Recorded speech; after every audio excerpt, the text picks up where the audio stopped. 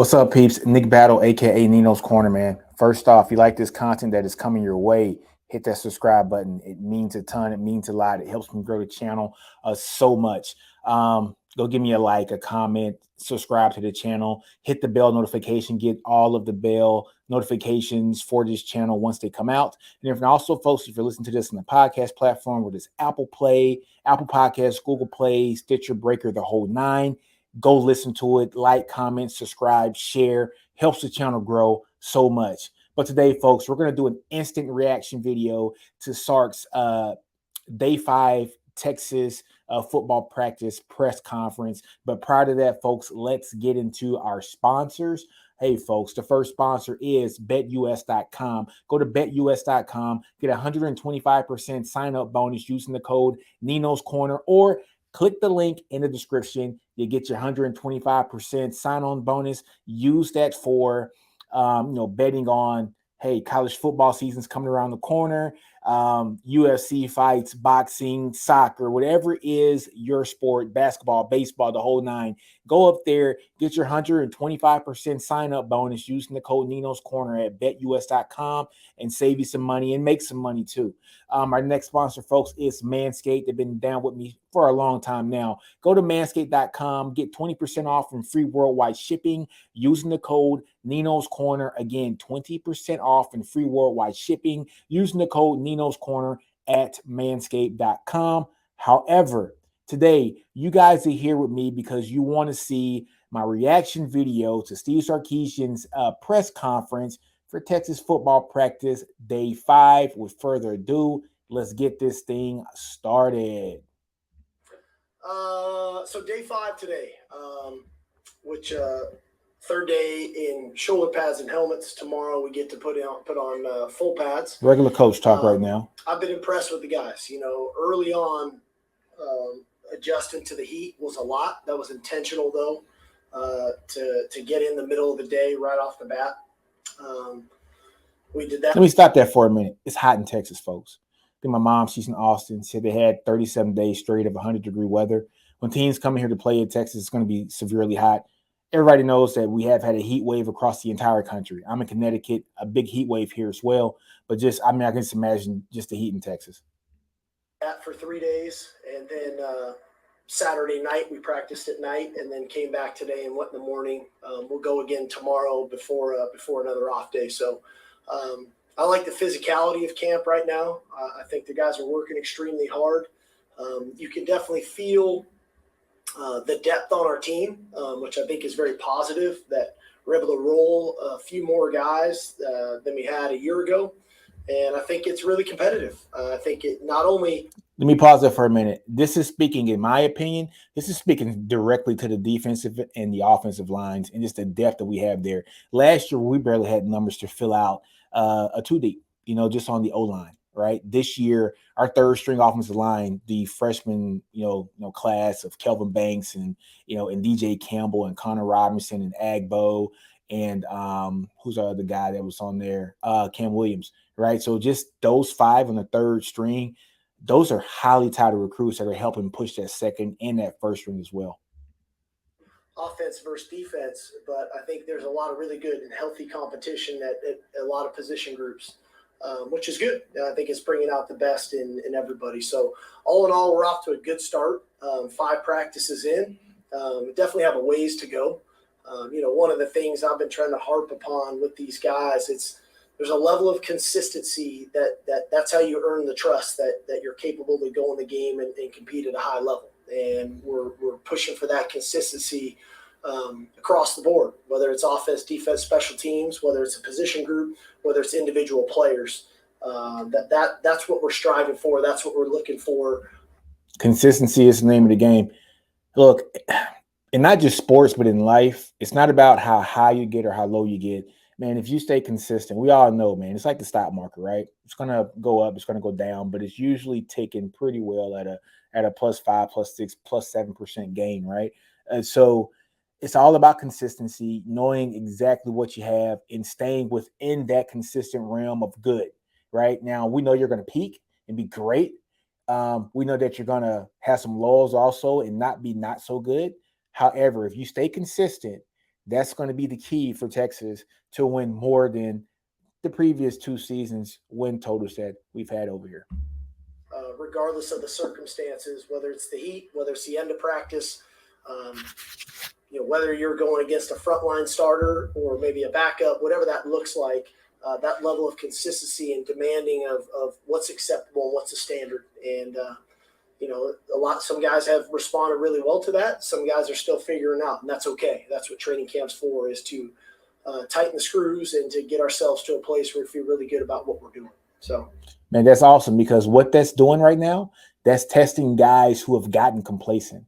That's testing guys that once this new talent has gotten in, and we brought in some great talent this year in the 2022 class, for the lines, the skill position players as well. Once those guys get in, it's going to test the will of those players that were here from the old regime to see if they've gotten complacent, to see if they've gotten comfortable with just being the starter. Now things are going to shake up.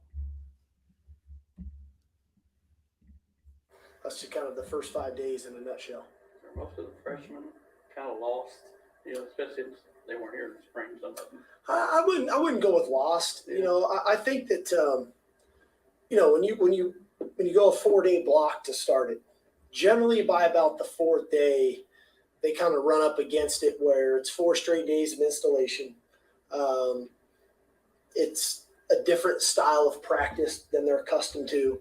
I don't think any of them really got lost. I think some of them kind of ran into the wall a little bit.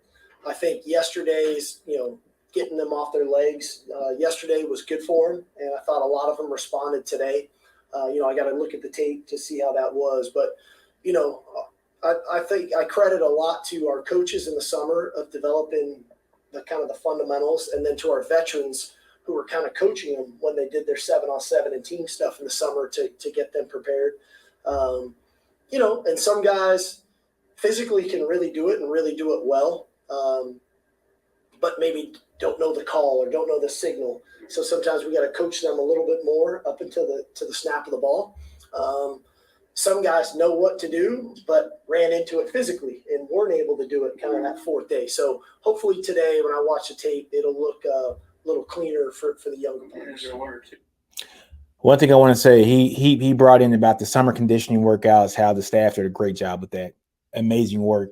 But he also brought in those individual workouts from those 7-on-7 drills that were headed up by the guys like Rojo, and folks of that ilk, to where basically they were getting guys outside of practice and making sure that this is going to be a player-led team.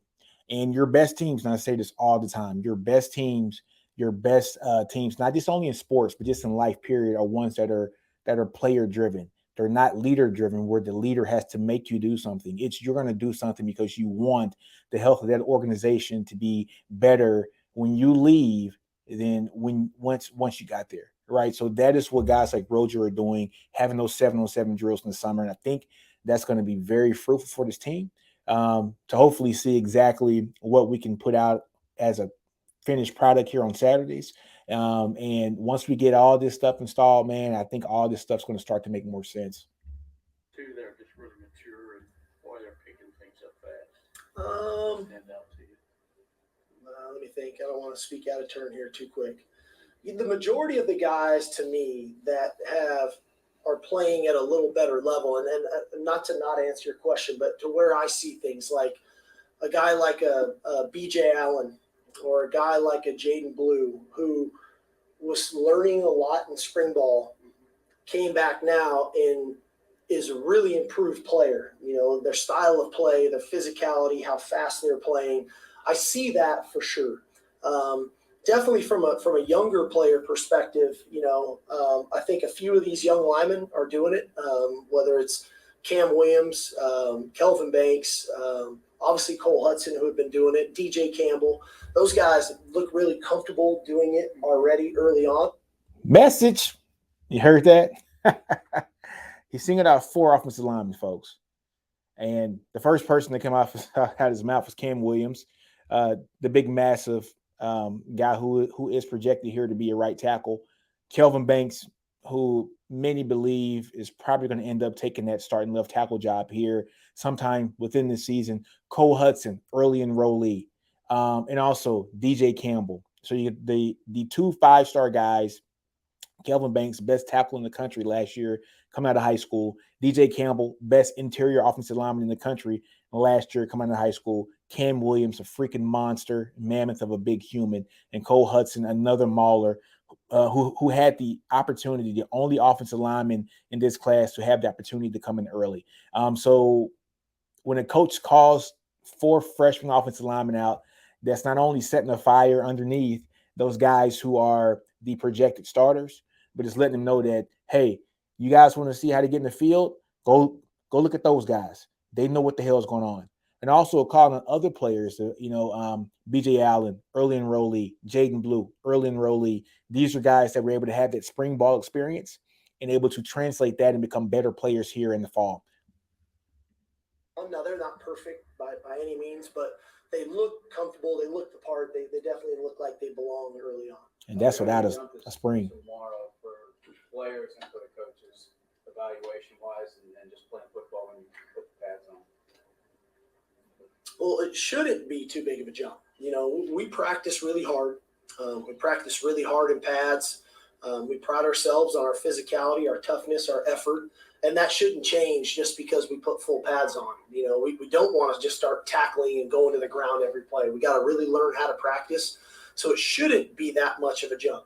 What naturally can happen to some guys, though, is it's a little bit of the anxiousness of the anxiety. We're in full pads, and next thing you know, they start making the mental errors to go along with the physical side of the game. And so hopefully I'm just putting on pants.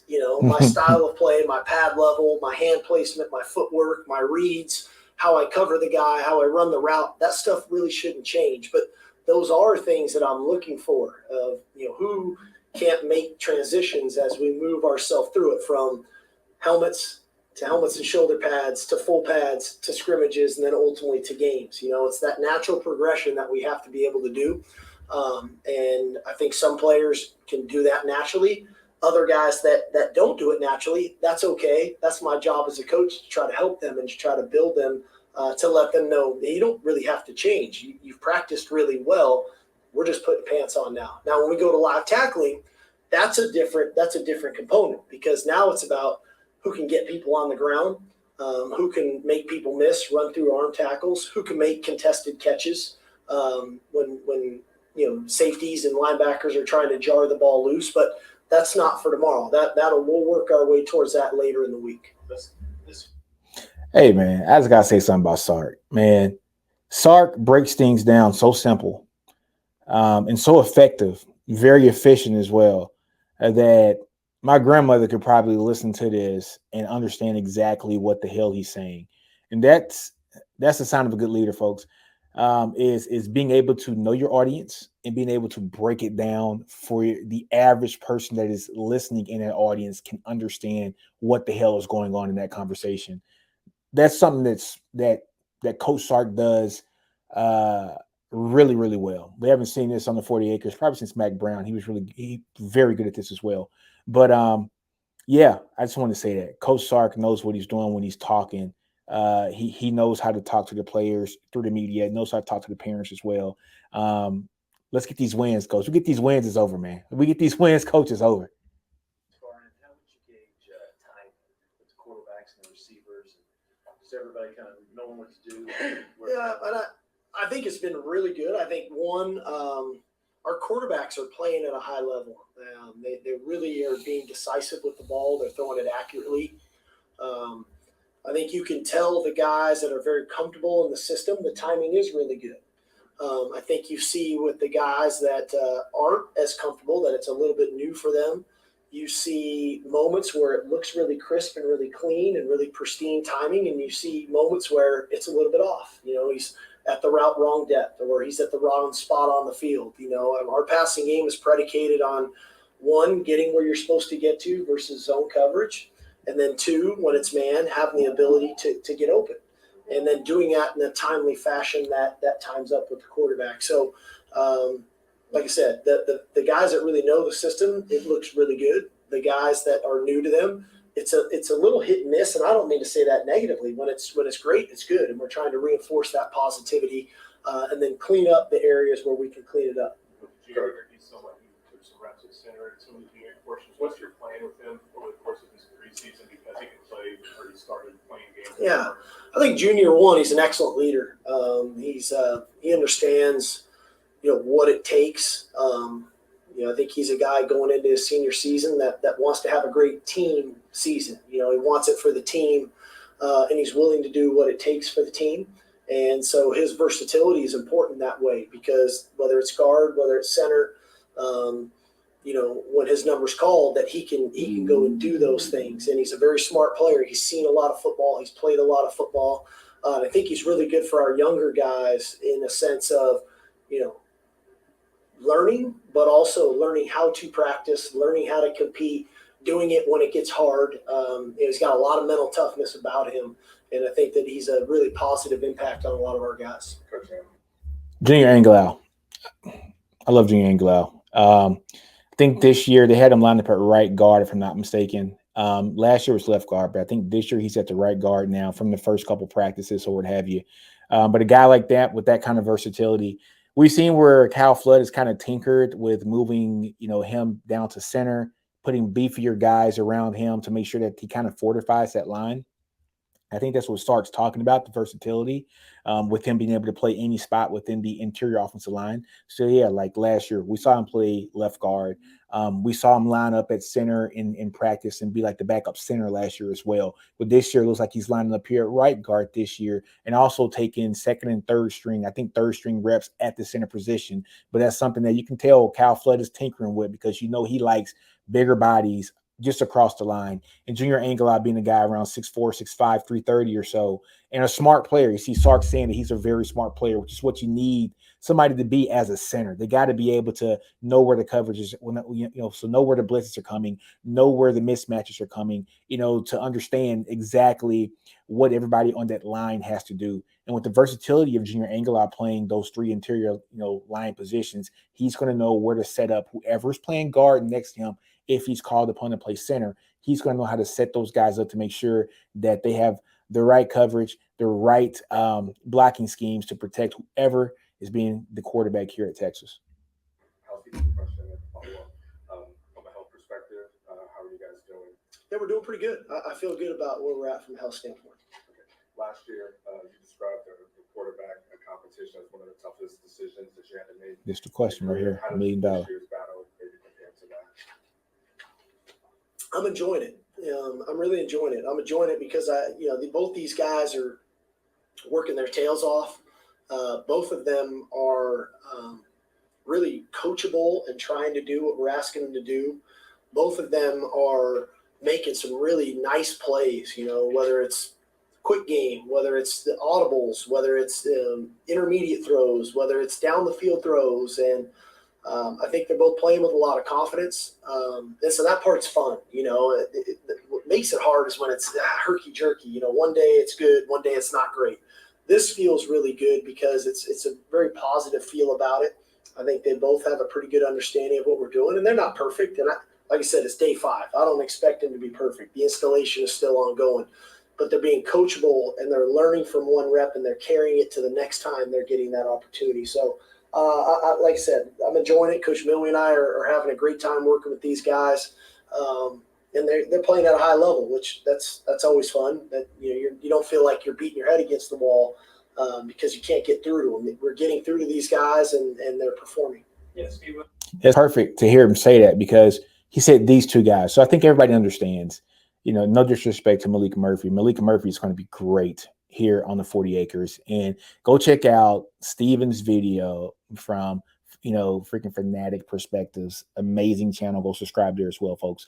But Steven just did a video about Murphy and just how great he is and what he's going to be here at Texas. And I totally agree with that. But he said these two guys. So I think everybody understands this is going to be a QB battle between Hudson Card and Quinn Ewers. Now, Quinn is the guy who, no kidding, fits the system that Sark wants. Arm talent galore. One of the best arms that we've seen here in the state of Texas, pretty much in the nation in quite some time. One of the perfect recruits here at the quarterback position, the perfect 1.0 when it came to the consensus, 5-star recruit. And then Hudson Card has been here for 2 years now in this system. So this is his second year in the system. And so he has the upper leg on just the knowledge of the system. So when Steve Sarkisian is saying that it's a great battle and both guys are basically thriving, they're going to have ups and downs, and it's kind of herky-jerky maybe last year when he's implementing a new system. But that's because, one, the two quarterbacks that were competing last year weren't really fit for his system. But two, now this year, even though Hudson Card might not be a perfect fit for the system, he has a year of experience and knows exactly what he needs to do in this system to be successful. Quinn Ewers is a perfect fit for the system. So is it going to be a hard pick? Yes, it's going to be a very hard pick because it's going over potential versus experience. And it's going to be interesting to see exactly who he picks. I think everybody's anticipating him to pick Quinn, but we shall know soon, hopefully in like another week or so. But yeah, it's a great quarterback battle because both are doing really good things, and that's what you want to see from the quarterback room. Have each one make each other better. With a guy like Xavier Worthy, who had such a big freshman year, I'm curious, what's his attitude and demeanor been like in year two? And with a guy like that, do you ever have to guard against complacency at all? Total opposite. This guy works like he's got something to prove every day. For example, we track our catapult numbers, from how much yardage a guy runs, high velocity yardage, explosive movements, all those things, top end speed. We've got, I think, 18 receivers in camp right now. He was at the top of every one of them. So a guy like him. What's that tell you? Your best player, arguably your best player on offense minus Bijan. Your most dynamic player, one of your top two most dynamic players on offense. Start of his sophomore year, he could easily have a sophomore slump and say, hey, I've done what I need to do last year. I almost had 1,000 yards. I'm that guy. He could be big-headed. No, this guy, like Steve Sarkisian said, 18 categories, 18 wide receivers, a bunch of categories that they're tracked on. He's at the top of every one of those lists, which means that he's not only leading by his stats from last year, but he's leading by example. When your best players are out there giving it their all, giving it 100%, who can complain in that locker room? What wide receiver can come in there and complain in that locker room when your head honcho is over there giving it 100%? So teams become great teams. Good teams become great teams when they are player-driven, leader-driven by the players. And that's what we're seeing here with a guy like Xavier Worthy, knowing that he had a successful season last year, freshman All-American, now preseason All-American list, wide receiver of the year watch list, the whole nine, Big 12 preseason first team. He's getting all the praise right now, and he's still working like he has something to prove. And that's when you know you got you a stud on your team. Him could come in and think, oh, I can just get myself ready to go play. He came to work from day one, and he's been working at a high level. He's playing really well. And I think that he and Jordan Whittington really set the tone in that receiver room for what it takes from a work ethic standpoint, and not only physically but mentally. They both sit in the front row. They both take notes every installation. And for them, this installation is the sixth time around. They've got a really good understanding of our offense, and we're still in day 5 install, which is kind of foundation training. They're still in the front taking notes. They still ask questions, and again, I think they set the tone for what it should look like for the rest of the guys. You guys finished 5-7 last year. Thanks for the reminder. I appreciate that. You get a first place vote in the coaches poll today. Which one of you guys did it? There are no coaches in there besides you. Darn it. It wasn't me. I can say that. No. I mean, what's your reaction to that? I say this all the time. I never really understand preseason polls. I don't quite get them. And I know you guys do your media picks for the Big 12, and we do it for the coaches poll and then the AP poll. I never quite understand it, because you are the way you play. You are the record that you end up with. And we got a lot of work to do. We're picked to finish 4th in the Big 12, so that should motivate us to get our asses moving and practice really well. You mentioned that a little bit. I'm a coach, and I don't think rankings should come out after week 4. Jaden, where's he at in his development? And I don't know rust is the right word. Since he didn't play last year, is there any sign of rust with him? That's a good question. I felt a little of that in spring ball. I felt a little of a guy who didn't play the 12 to 14 games you would normally play your senior year of high school. Just from a physicality standpoint, from a perseverance kind of mentality. He's a guy who carried the ball a bunch his junior year and was tough-minded, ran hard, and he was kind of feeling his way through spring ball. But that's why I said coming back to training camp, probably one of the most improved players we have. This guy is running hard. He's running physical. He's blocking physical. He's pushing through some of the bumps and bruises that you get in training camp. I mean, nobody feels good day 5, and you got to persevere. You got to push through. And I've been really proud of him. Just kind of where he was January to May to now where he is come August and physically, but also mentally. Jaden Blue, I'm telling y'all folks, man, you got to understand what Texas got with Jaden Blue. Last year, he set out his senior year. If he had problems with the team, whatever, it doesn't matter. He didn't play last year, whatever. Who cares? Before he set out his senior year, folks, this was the number 1 running back in the country. And he set out a year, and they plummeted his rankings, which I thought was freaking ludicrous. Texas got the number 1. They got the number 1 running back in the country last year. This kid's going to be a stud, man. Down there at Klein Kane, I mean, this kid was a beast. I mean, great versatility, great balance. His balance was one of the most impressive things I saw on this tape.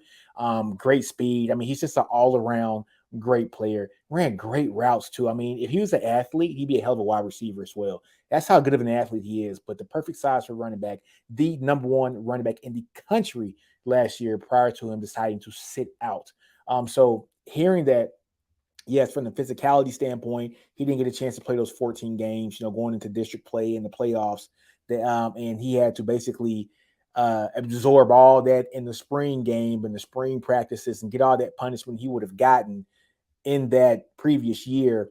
But to now understand that he's been one of the most improved players since the spring is going to be awesome. That Texas running back room is freaking stacked right now. To have a Bijan and a Rojan and a Keelan and now a Jonathan Brooks, who was the best running back in the state of Texas the previous year. It was the previous year. Yeah. He's the best running back in the state of Texas the previous year. And then getting Jaden Blue, the best running back coming out this year for the 2022 cycle. And then next year having a Trey Wisner and hopefully somebody else here pretty soon. But to see how stacked that running back room is, especially with the addition of a guy like Jaden Blue, speaks wonders to just how well they were able to recruit those skill position players. Running back stable for Alabama. I mean, this is about as deep a running back group in this country. How are you going to keep those guys happy? Because everybody can play. Yeah, they really can. The one thing I like about them, it's a very versatile group. Mm-hmm. Bijan, obviously extremely well-rounded player, speed, power, inside, outside, route running. Roshan, one thing I'd touch on him, we all know about the leadership, the toughness, mental and physical toughness, the football IQ. I mean, he feels faster to me this training camp, which is really cool. He looks it. Keelan, obviously very elusive, speed, perimeter player. He worked on his game. He's running more physical with more power, more intent. I think Jonathan Brooks, having gotten injured at the end of last season, coming back this spring, looks like a really solid player. And then we talked about Blue. So the cool part is we got a very versatile room, a lot of guys that can do a lot of different things. I think that's one, it's challenging, but those are good problems to have when you've got people that can do things and they're not one-dimensional players that you got moving parts and you can move different people to different things and hopefully reduce some tendencies that way and force the defense to think. Like I said, I've said this a long time ago, and I believe this, that the more things we can do really well, the harder we are to defend. And when you have versatile players that can take away tendencies, that makes things appear different to the defense, but to us, they're the same over and over and over. And we have a room that's allowing us to do that. What's so great about that room, man? I want to see some 21 personnel. I do. I want to see some 21 personnel, 2 running backs and a tight end and 2 wide receivers. I want to see Bijan and Roja. Yeah, Bijan and Rojo in the backfield, or Bijan and Keelan in the backfield, if Keelan can catch. He had a problem with the dropsies last year. But Bijan and Rojo in the backfield, JT Sanders at the tight end, Nayer and Xavier Worthy at the wide receivers. Oh, my. You're talking about talent on the field at the skill position players. So, yeah, I mean, we got enough talent in that running back room that we can definitely run some 21 personnel or some 20 personnel as well. And possibly, like put off Sanders off the field and bring in Jay Witt. But it's going to be interesting to see how to feed all these running backs because they are that talented and they all deserve carries. And we got 2 that are going to be gone next year that are definitely going to be on NFL teams. And if we can put that in the league and then have, 2 other guys step up in the Jonathan Brooks next year and the Jaden Blue, I mean, it's just going to work wonders for this team. Your offenses are really phenomenal when guys are catching the ball on the run. Yes. Right? And that's when your offenses have really exploded. Right? Is that all the quarterback? Is it the receiver? Is it just everybody being in concert together? What's the key to development? I think it's in concert together. I think one is you have to recognize coverage, and we really push and strive our guys, to get them to try to understand football. Is it man coverage? Is it zone coverage? Is it 2 deep coverage? Is it, are they doubling a certain receiver? And then that should tell you how to run the route. And then that should also tell the quarterback where the ball should go at what spot and when. And, I do believe in guys catching and running with the football. I don't like, not that I don't do it, but I don't love throwing the ball to stationary targets. Yeah. Because when you're stationary, you're a lot easier to tackle. I believe when you're moving, I would just say Cedric was trying to tackle me and I was running, it'd be a lot harder to tackle me than if I was just sitting in one spot. So we don't stop throwing crossing routes and things, even though we get zone coverage. But there is a way to run them based off of that zone coverage or man coverage. And so if you can't recognize that as a player, then it's hard for you to play in this system. You have to have an understanding of those 2 things. And then when the quarterback and the receivers are all on those same page, that's when it looks very fluid. It looks in unison, and the offensive line and the runners and the receivers and everybody involved, it feels good. And I think we're working towards that. There's moments when it feels that way out there. There's other moments we got a lot of coaching to do, and we got a lot of learning to do. But that's okay. It's day 5. As long as we keep making strides, I'll still sit down here with you guys and be Peter positive. I tell you, man, like I said before, he breaks it down so simple. And it's just refreshing to hear, Coach Sark talk. I mean, he breaks it down so simple. So, I mean, if you're a player listening to this, I'm telling you guys, once these wins start to come, it's going to be a sight to see because he's a guy that gets it. I mean, he gets it and he understands it, and he's at opportunity in a place where he has the resources here, and he has the talent that can be able to come in here and do great things as well. Like I said, we've seen what he's done in his previous stops. I mean, to bring a team like Washington from 0-12 to 9-4 once he left, I mean, that's a huge difference, right? I mean, that's, like a 5-year span. They go from 0 wins to 9 wins. And so I hate when people say 9 wins Sark. No, look at the team he had. He had Washington, not a recruiting hotbed, not a team that got the best recruits, yada, yada, right? Now he's in Texas and he's able to get those guys. I'm telling you, we're going to see a turn here. It's going to be real good this coming up year. Time for 2 last ones, guys. Your defensive line, what are you seeing from these guys up front? Are you seeing any improvement, specifically even out of college as well? Yeah, I think I'm going to rattle off a bunch of names here. There's different guys have had different things to work on for their game. Coburn, I feel him rushing the passer, which was something we wanted him to do. I didn't want him to be a one-dimensional player. He's got to be able to have the ability to rush the passer. 2 guys that have just jumped out at me so far in 5 days have been Byron Murphy and Vernon Broughton. Byron Murphy, we keep telling you guys, a dog. He's a dog, man, and that's what we need in this defense. This dude was a true freshman last year and is playing some of the best ball on that defensive line, which is a good thing that he's playing so good as a freshman. Also a bad thing that some of these other seniors and juniors weren't able to meet that level of expectation that we would love to see from a defensive lineman that we saw from that freshman last year.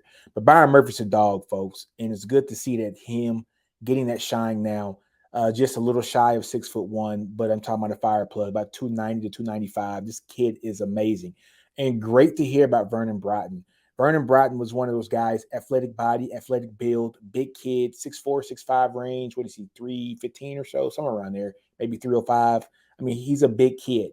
And just didn't get it all together in those first 2 years. But it seems like the wheels are turning. The lights are starting to turn on. He's part of that class with Alfred Collins, and it's very excited to see those two probably pair together in the middle one day.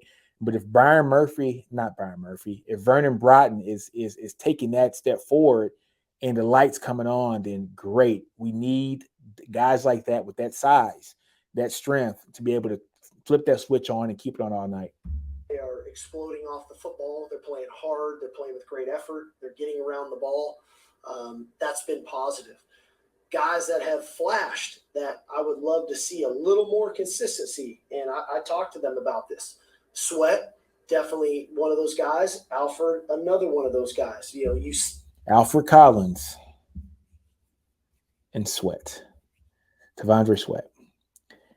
Alfred Collins, man, has all the physical abilities and the tools to be a day one pick in the NFL draft if he flicks the light switch on.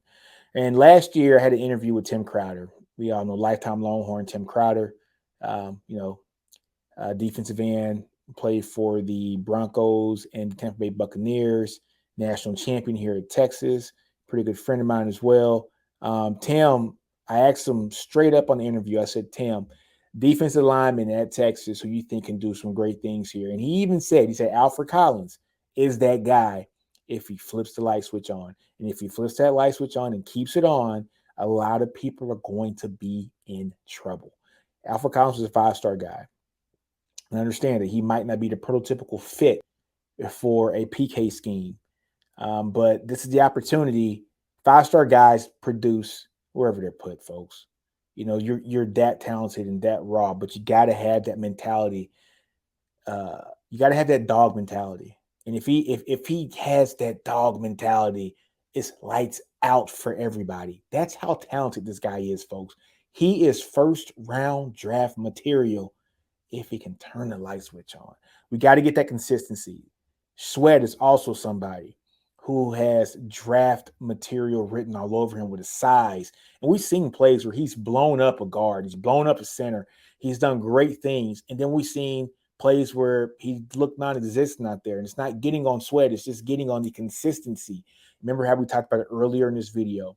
If we can get to a consistent level, it's like the stock market, right? Consistently is going up 5 to 7% around that range. Of course, there's going to be some highs, there's going to be some lows. But if you can give me a consistent above average play, for a guy like those two guys to give you great play 24/7, if you can get a consistent great play from these guys, 100% motor 24/7, that's going to do wonders for this defensive line. It's going to do wonders for those linebackers. It's going to do wonders for Jalen Ford and Tucker Dorsey and Overshawn.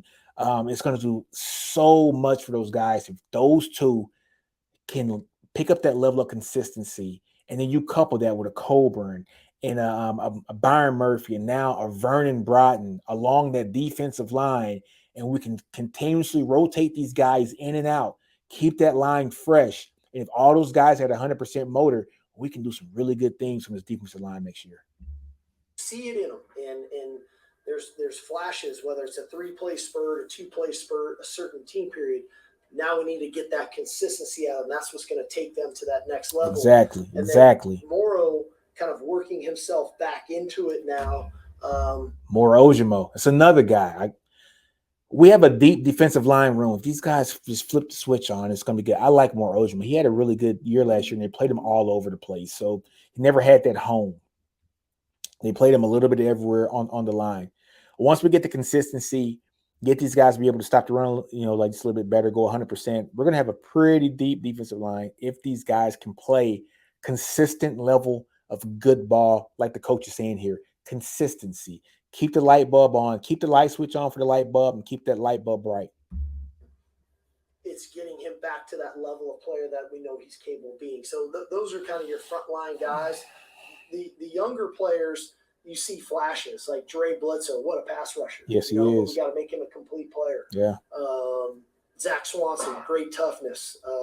Chris Ross, really good quickness. Aaron Bryant, good job of holding the point of attack.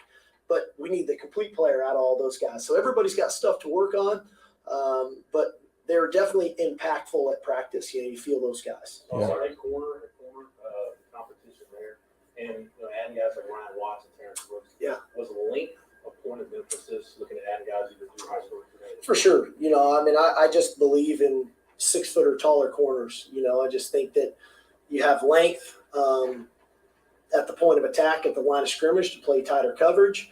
You have length when the ball's in the air with the ability to knock balls down. High point. You have size nowadays. Be physical. Perimeter screen stuff with the ball getting spit to the perimeter to be physical at the point of attack. And so when you look at recruiting for us, from a Ryan Watts, a Terrence Brooks, Xavion Bryce, Jalen Gilbo, all pretty physical type players.